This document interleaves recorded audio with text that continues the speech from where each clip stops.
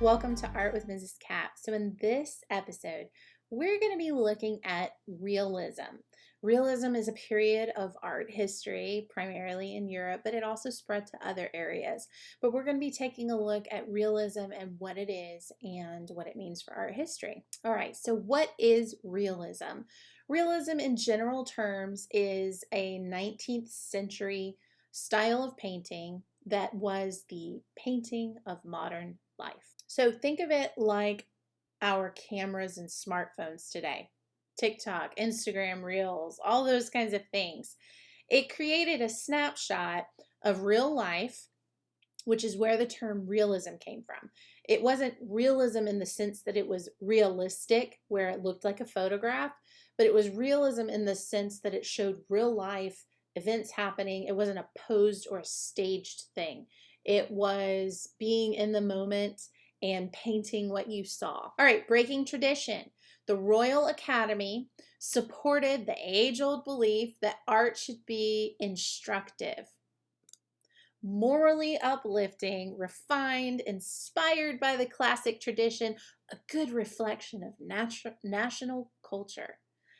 A good reflection of national culture, and above all, about beauty.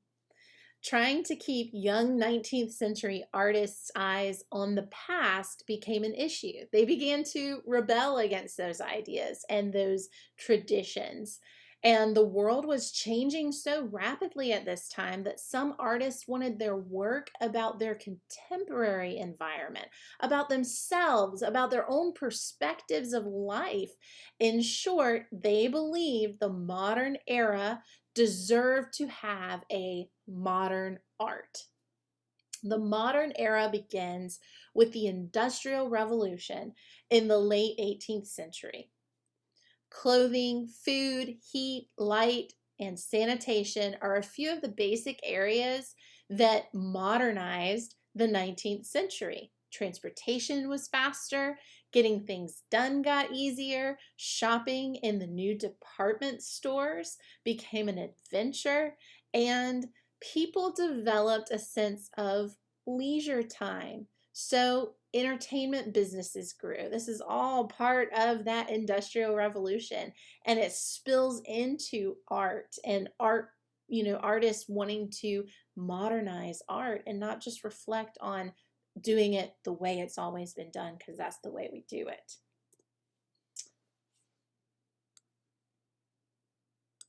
All right, transformation.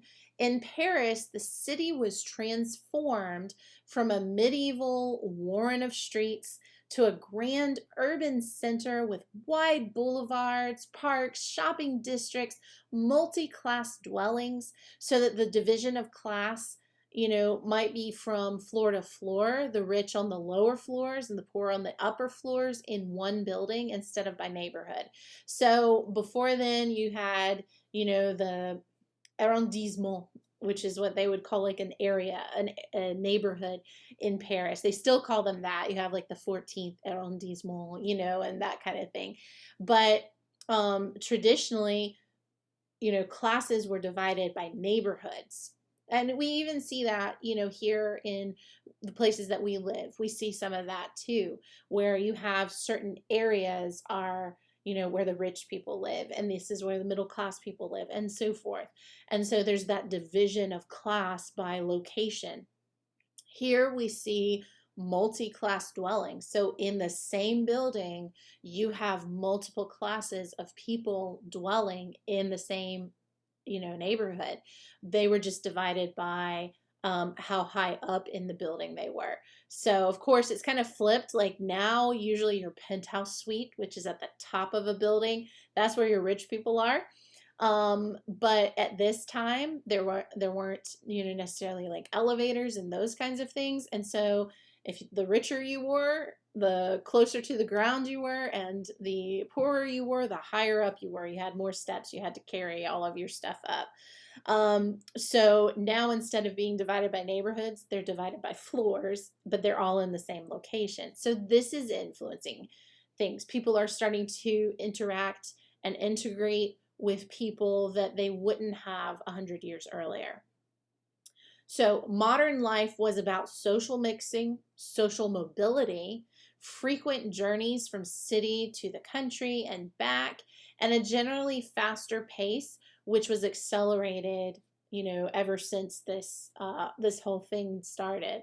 So, how could paintings and sculptures about classical gods and biblical stories relate to a population enchanted with progress? And this was the question that was being asked by artists, like, how can we keep producing this when it doesn't relate to the people? We need to produce things that connect to them, that speak to them. I mean, that's what art is. It speaks to people. And if we're doing something that has no connection or bearing on what they're living, how can we continue to do that?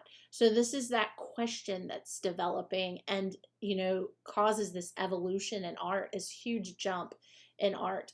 And we'll see, it's just going to continue. Like, when we get to this point, before this art, we have like centuries that go by and art doesn't really change. It might change once in a century, maybe. But then when we hit this period, it is a rapid change. We even get into periods where you can't even keep up with all of the art movements that are going on at the same time. So this is kind of the vehicle that begins that, and this is the thought line that begins this. So in the middle of the 19th century, the young artist decided that it couldn't and shouldn't.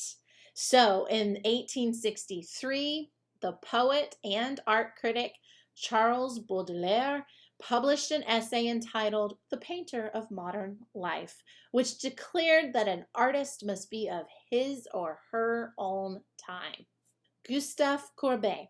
All right, so Gustav Corbei was a young man from Franche-Comté, all right, a province outside of Paris, or Paris, depending on how you want to talk. And he came to the big city with a large ego and a sense of mission. He met Baudelaire and other progressive thinkers. Now, if you know anything about the culture of Paris, especially 100 years ago, or more, even into the 20th century and even today, like, Paris is the center of salon, and they get together and they talk about ideas and their philosophy and all of that kind of stuff. It's just so much of their culture. And of course, I love Paris and I love the French, and it's just something I'm partial to.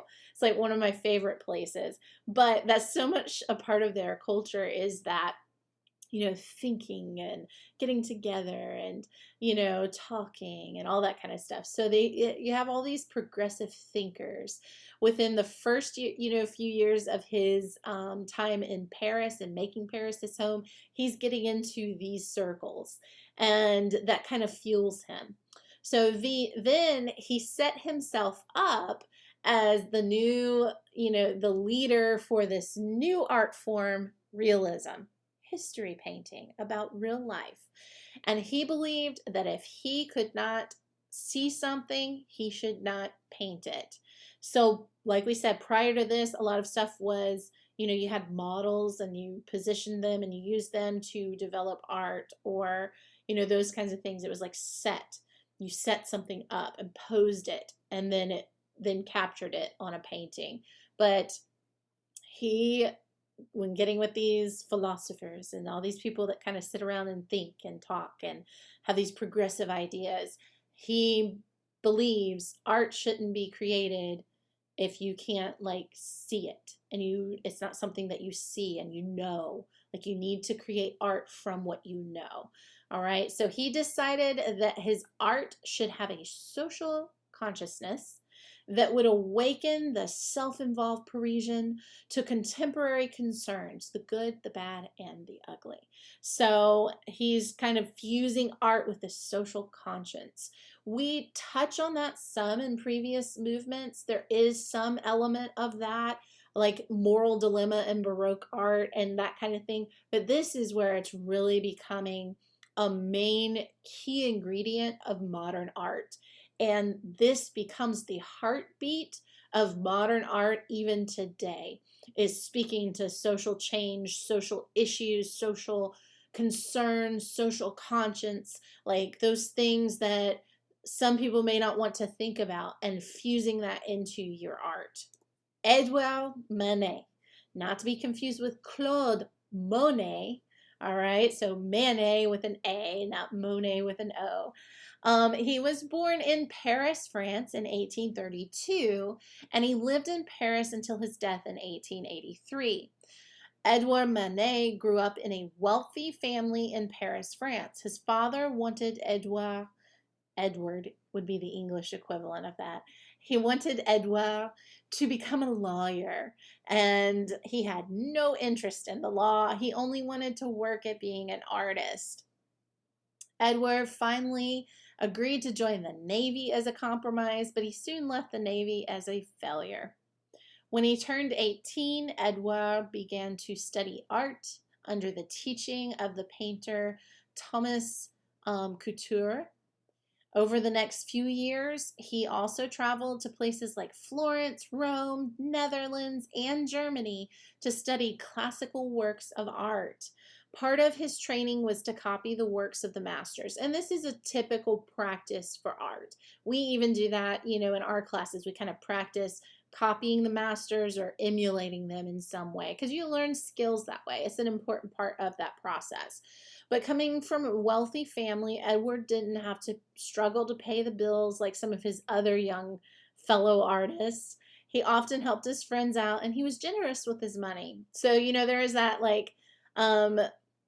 phrase, the starving artist, where there's the belief that if you're an artist, you're, basically you're going to be starving. You're not going to have money coming in. Edward didn't have to live that life, and he helped some of his friends out. So it definitely speaks to his character. He's known as the bridge between realism and impressionism. He was a realism painter, but his style is credited with inspiring those who would develop the impressionist movement in art, which we'll discuss in a future lesson. All right, so Edouard Monet began his career painting in the style of realism. He wanted to be accepted by the Salon. This was the official art exhibition of France. Think of like the Academy of Arts, like the Oscars here in the US with filmmaking. It was like that. It's kind of the equivalent of that. So he submitted the painting, The Absinthe Drinker, to the Salon, and it was rejected. So that's that image that you see here. The painting was very different from what the conservative critics of the Salon expected from artists. Again, they had those preconceived traditionalist ideas. And it wasn't a grand scene of historical importance. It was an everyday scene of a poor man drinking, which they didn't understand. That's not how we do art. Like, why is this important? What's the purpose of this? But here again, these artists that are rising up are wanting to make this a topic of discussion and create art that gets you talking and thinking. So later, another one of his paintings called Luncheon on the Grass, this is a very famous work of his, was again rejected by the Salon. Many people were upset and outraged by this painting. Manet became depressed over the rejections. He wanted to experiment and explore new styles of painting, but he also wanted to be accepted by the conservative Salon. So he's kind of in this in between. Like, he wants the acceptance of the Salon, but he also wants to explore this new style of painting. So here he is kind of pulled between two worlds. So Manet's style was to paint everyday people doing everyday activities. He took inspiration from the streets of Paris. He painted beggars, singers, businessmen, and common people. He also used bold colors and broad brushstrokes. His style took many people by surprise. Manet became friends with a number of new artists called the Impressionists, including Claude Monet and Edgar Degas. Manet's paintings continued to become more impressionistic in style, and he began painting outdoors in plein air, and experimenting with light and different colors. Many of the Impressionist artists started their own exhibit apart from the Salon. Manet, however, still craved that approval of the traditional French art critics. Finally, there was success. And in the 1870s, Manet's paintings began to receive critical acclaim, which he desired so much. He had several paintings accepted by the Salon and even received a medal from the Salon in 1881. Manet enjoyed painting scenes from cafes in Paris. He painted people doing a variety of things, including drinking, just hanging around, dancing, and even reading. Edward Monet finally gained critical acclaim he so craved near the end of his life. Today, he is considered one of the great French artists. He bridged the gap between realism and impressionism, paving the way for a new style of art. Some art historians consider Manet to be one of the founding fathers of modern art. So that concludes our lesson this week on realism and kind of gives you an overview and an introduction into what realism is. I hope you enjoyed this. Definitely check out the podcast episode that coordinates with this on one of Manet's wonderful paintings, Music and the Tuileries, and see, some more of this style and what it means and how it truly is kind of this pioneer and father of modern art and how it paved the way for the art we enjoy today. I'll see you next time on Art with Mrs. Cap. Bye.